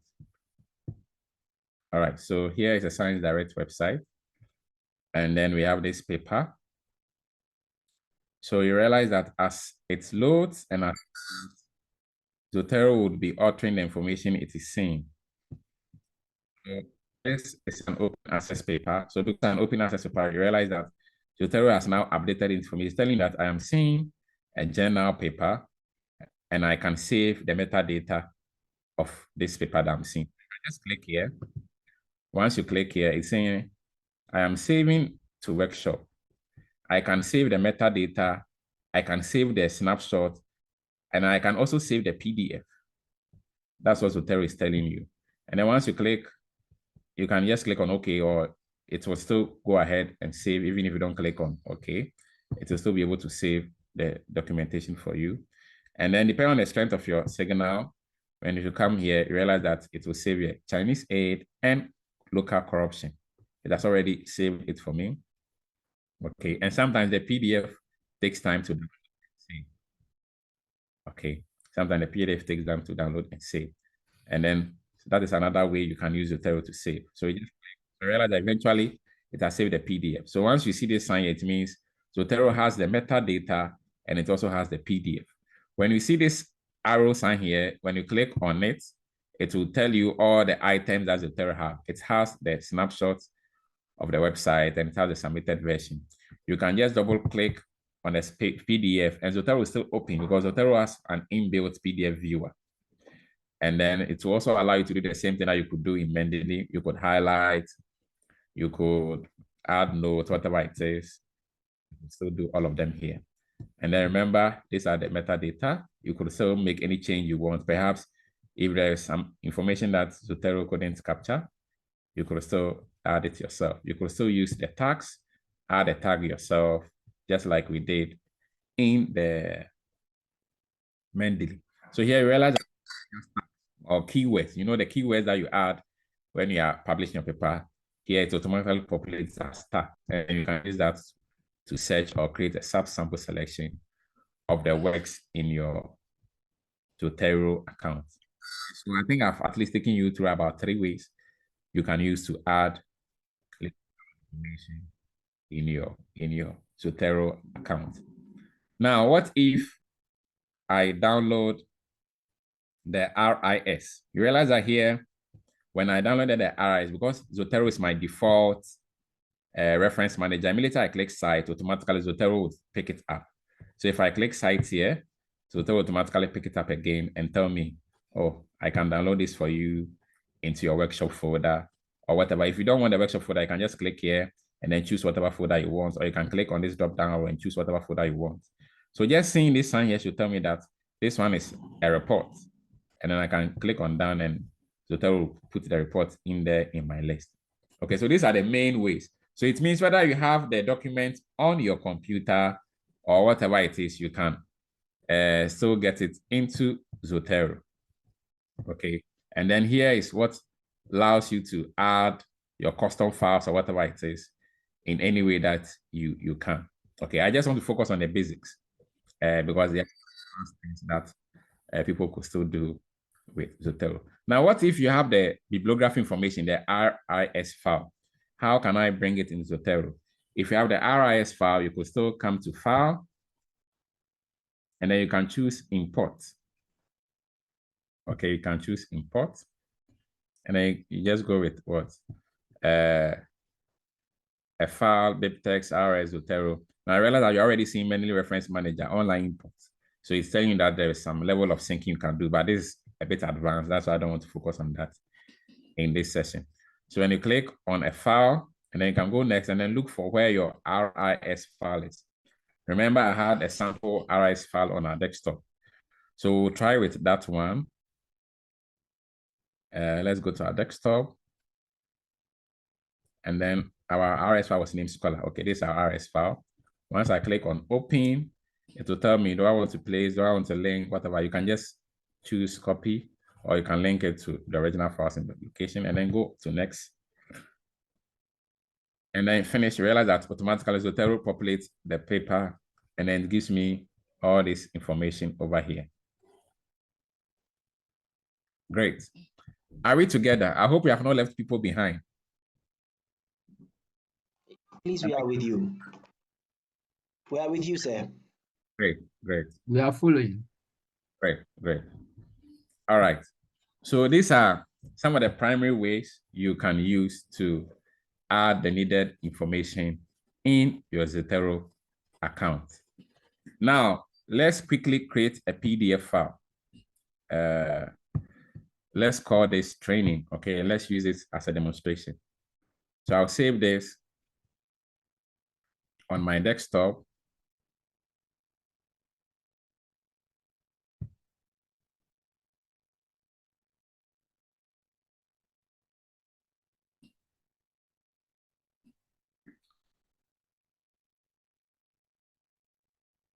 And let's give it the name workshop. So we are assuming this is a document you would want to be citing. So I save it, workshop, and let's make it a PDF file.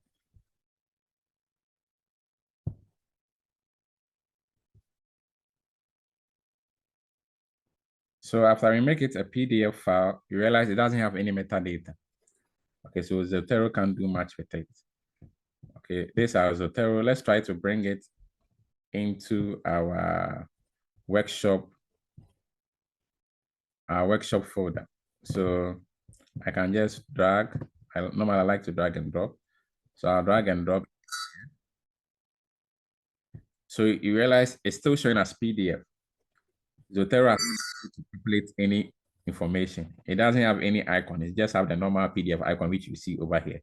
So it's telling you that this thing doesn't have any, and this is only the information you have. Perhaps this is a custom-made document. How can I develop it into a document I can cite? Okay, that's basically what I want to do. So when you right-click, okay, when you right-click on this file, it gives you a lot of options. If you want to try to retrieve a metadata, maybe you try the first time, perhaps network issue, it couldn't generate. You can always click on retrieve metadata for PDF, and Zotero will try to search online to see if it has any metadata for that PDF. But because this document was created by myself, so even if I click on retrieve PDF, Zotero can't find any references. So, but how do we proceed? Because we want to cite it. So you can just right click, and then you can choose create parent item. And then you can choose manual entry. So when you choose manual entry, it brings you here. What is the type of document?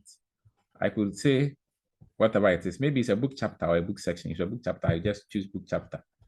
What is the title? My book chapter on this workshop. Who are the authors? I think Ajeman said something. So let's put Ajeman. Who is the first author? Gideon is our MC. Let's put Gideon. you put your abstract. What's the title of the book? The book is Workshop Series. All right, great. And then I can enter all these. Let's say publisher is NUGS. And then the place is China. So you can basically add all any information you want from your custom document. So you see the icon that pops up here. It's a book icon. So tell you saying that it's a book chapter. Okay. So it means even if you create your own custom item, you should still be able to cite it. Now let's move from here and quickly go to the word. And maybe later, if you have time, I'll come back to Zotero again. So how then do we involve Zotero in our citations? So I have this here. For Zotero, you should see on ribbon over here. If you correctly install the Zotero, you should see the ribbon over here. So you realize that this is a ribbon. And for citation, it's a bit different from Mendeley. I actually prefer Zotero style of citation. For me, I think I prefer how it allows you to handle the citation than how Mendeley allows you. That's why I use Zotero for my work. So perhaps you want to do an indirect in-text citation. Okay, this is our workshop. And you want to cite, you just have to come here, click on add or edit citation. Okay, and then right from the start, Zotero is asking you, what style of citation would you want to go with? Okay, would you want to go to APA or reference Harvard IE? Okay, so let's go with the APA 7th edition. Just click. Okay, and then you can make sure you tick this box here. It says automatically update citation. Now, when you tick this box, it means as you do your work, as you insert new in-text citation, your reference will automatically be updated. Your bibliography will automatically be updated as you add new citations in your work. So I just click on OK. After clicking on OK, now it will ask me what work would I want to cite. So it will give me a dialog box where I will now enter any keyword. So this is a dialog box for you. Okay. So here you enter any keyword of that paper. It could be the title of the paper. It could be any keyword name. It could even be the author name. For example, if I should type my name here, it will give me a list of my paper I have in my Zotero reference manager. So these are a list it gives me of documents bearing my name. And then I can just click on this and I can click on enter and then automatically it's cited for me. You realize that anytime you click on it, it's automatically highlighted with a gray color. It is saying that this citation was done by Zotero. And so you have to ensure that you don't do any editing. You don't erase, you don't add any word here. No, you just have to leave it as intact as it is.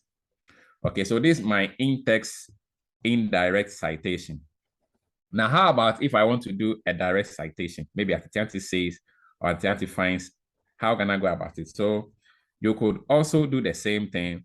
You could come here and then choose add citation. Okay, you want to now quote Atitianti as being the one who is saying something directly. So I would quote maybe this paper. And then, you know, there's a drop-down arrow here. It gives you other options. It says keep sources sorted or classic view. I normally keep it at the sorted option. Once you click on this citation information, it gives you extra information, okay, about your citation. If you want to do a direct citation, you just have to choose omit author. You just have to click it. Once you click omit author, it will only keep the year for you. So I'll just click omit author and then press enter, and then it only keeps the year. If I click it, realize it automatically highlights. So I could now just type my Atitianti over here, and then I have the reference. Maybe Atitianti finds that this and that. Okay.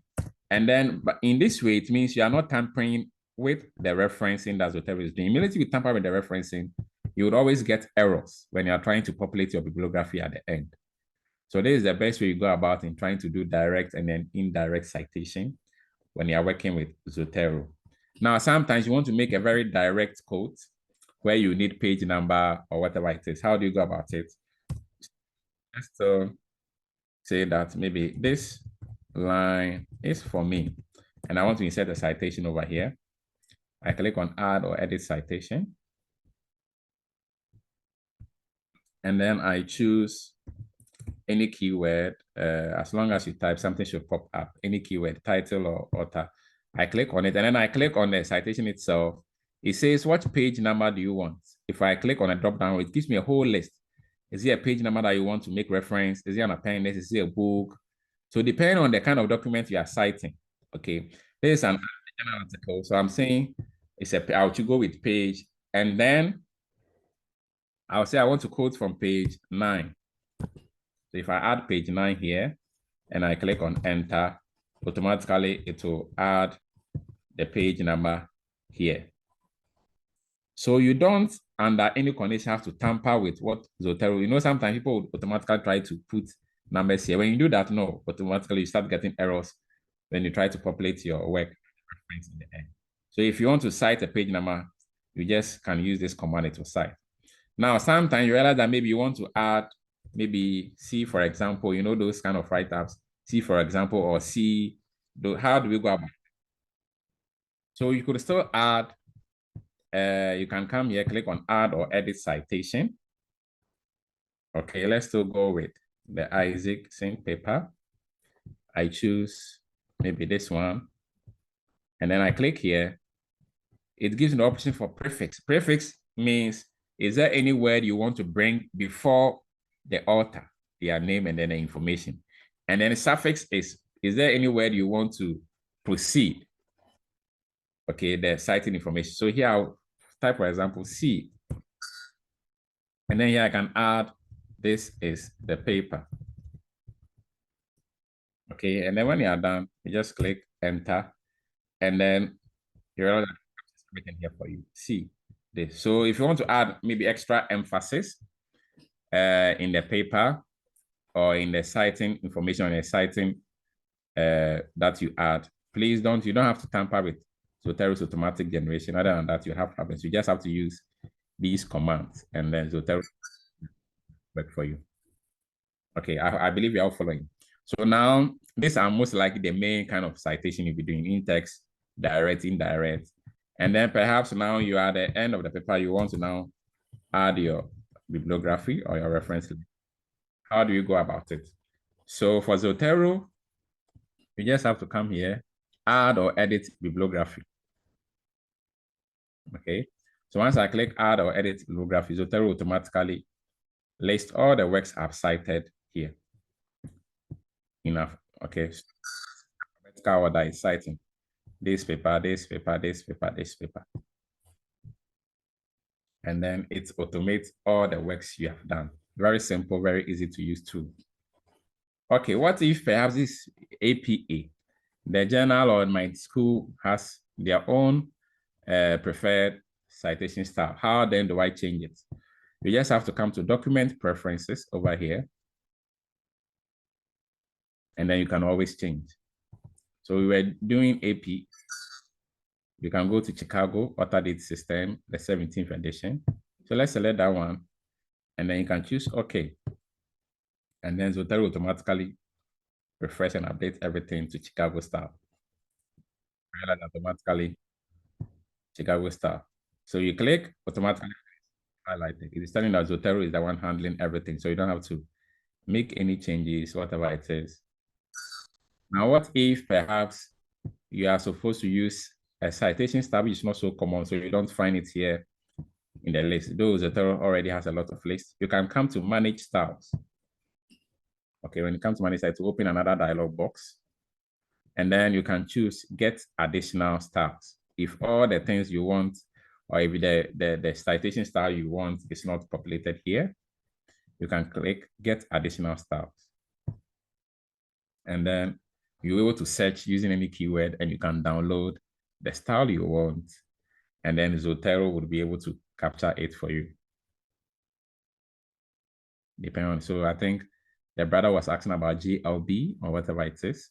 If it is something standard and internationally acknowledged, you can use your field to search, or you can use the format to search. And then once you find it, you can basically just click and download, and you add it. So this accounting history review, or you can even search using your journal. You know, particular journals have their own citation style. You can use that to search. and then you should be able to download and then get it added to your reference manager, and then you can use that for your citing. So once you add it, it's become part of the list over here, and then you can click on OK. So if I go with Harvard, I realize that everything in there would also change, and then it will reflect the Harvard style. So that's about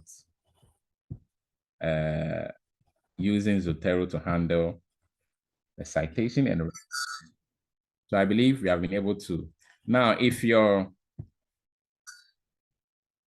realize I told us to automatically take this automatic update citation. So you can realize that if I automatically decide to add a new citation over here, if I add new over here, maybe I choose up here, could be, I add this paper, real automatically Zotero added it over here. That is the function of the automatic update.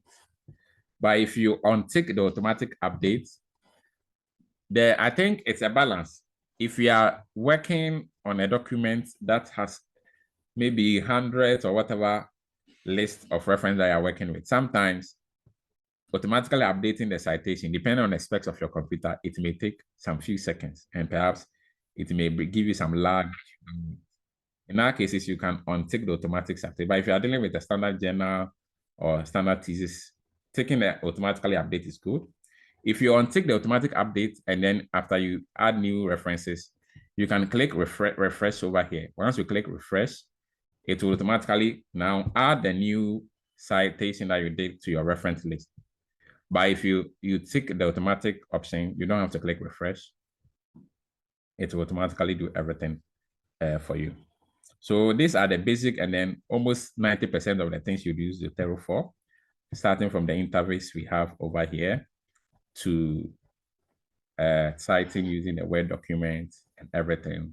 And then the PDF viewer, once you view a PDF, it will always be open here until you yourself choose. You can also make use of the notes like we did in Zotero, and the Mendeley. You can also make use of the tags option. And I think these are basically the main things you need your Zotero for.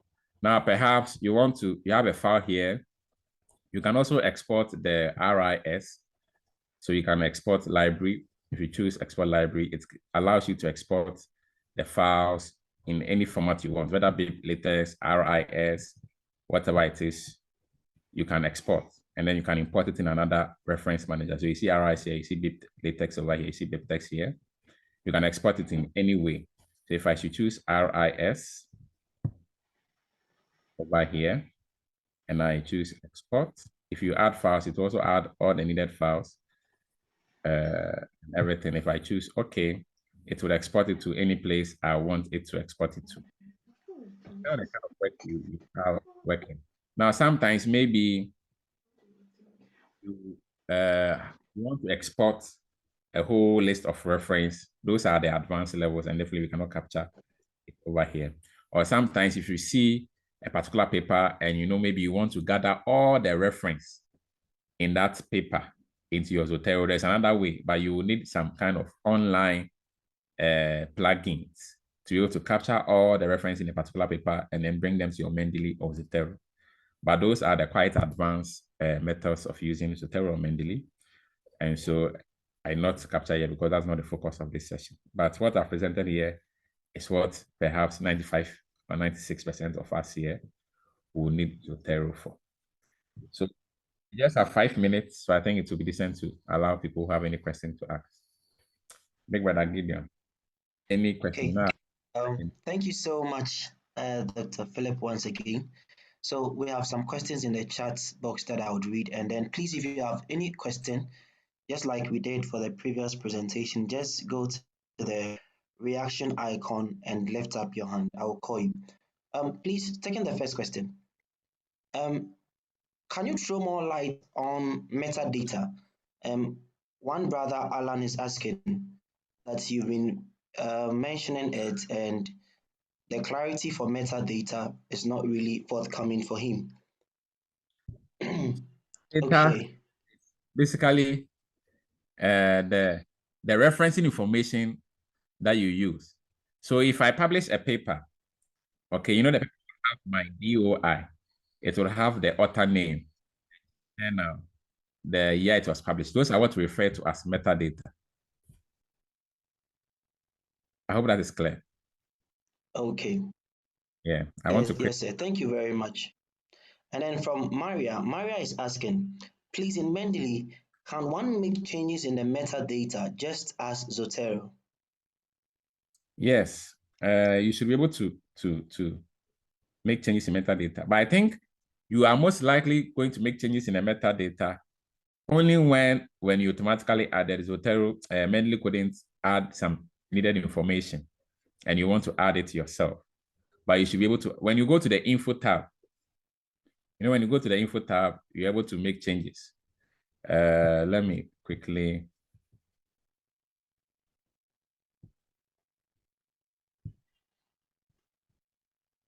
Once you go to the info tab, you're able to make changes to the metadata that is captured over there.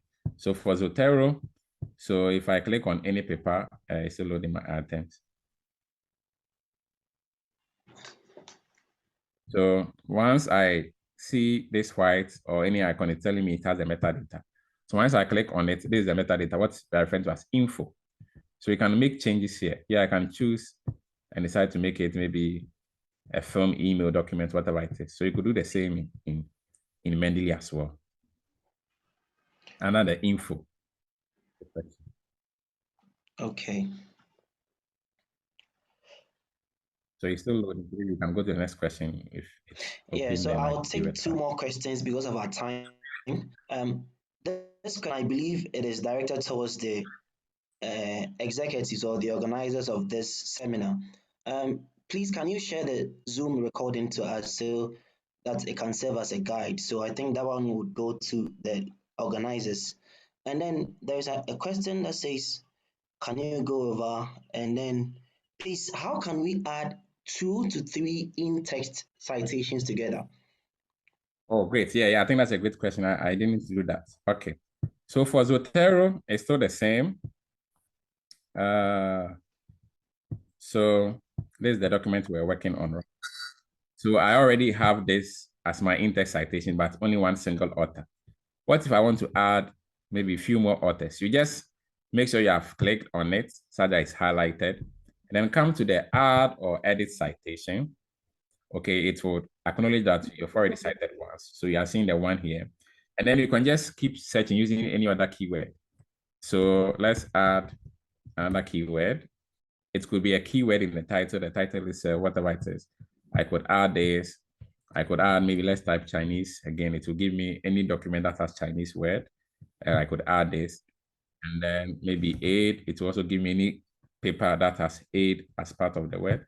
I will add this. So you can add as much as you can and just click on enter. And then it will automatically do the multiple citation for you. So you see here, Atitianti, Isaacson, Adera, editor. Please, Doc, the last question, and then we would have to continue. The last question is it possible to use 2 different styles in one paper? For instance, using IEEE for the in-text and using APA in the biography. Is that possible?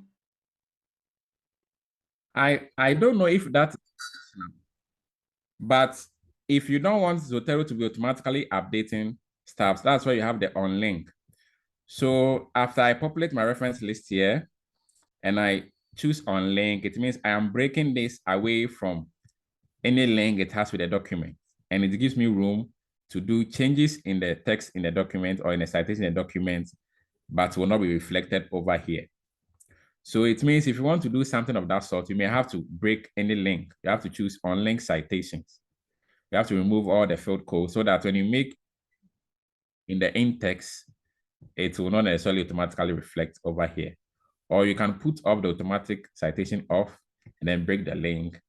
And that is how you can achieve something of that sort. But I don't know if that would be professional because as far as I know, citation is quite standard and it's all around standard. I think the only variation we have is sometimes the use of footnotes and endnotes. I know that is where there are some variations. Some use of endnotes, some prefer use of footnotes. But to use two different citation styles, I haven't come across such yet. But if you still want to do it, you have to unlink the citations and be able to use that to work. Okay, thank you very much, Doc. Please, we would want to really appreciate you for what it will not just be a, a word from our mouth. We actually have a gift for you. So we're going to call on Emmanuel Menu.